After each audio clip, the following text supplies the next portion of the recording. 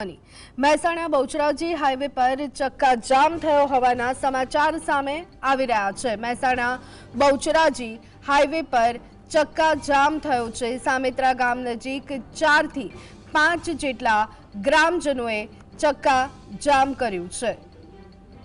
તો દ્રશ્યો આપ જોઈ રહ્યા છો। મહેસાણા બહુચરાજી હાઈવે પર ચક્કાજામના દ્રશ્યો સામે આવી રહ્યા છે। आप જોઈ રહ્યા છો કે લોકો દ્વારા હોબાળો કરવામાં આવી રહ્યો છે।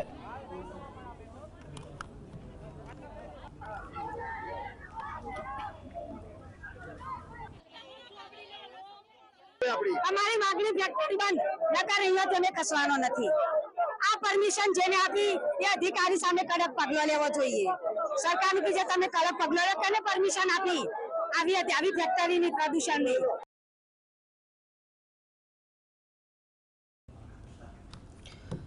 તો આજ અંગે વધુ વિગત મેળવી લઈએ। સંવાદદાતા સંકેત અમારી સાથે જોડાઈ ગયા છે। સંકેત, મહેસાણા બહુચરાજી હાઈવે પર ચક્કાજામ, સામેત્રા ગામ નજીક ચક્કાજામ, શું વિગતો?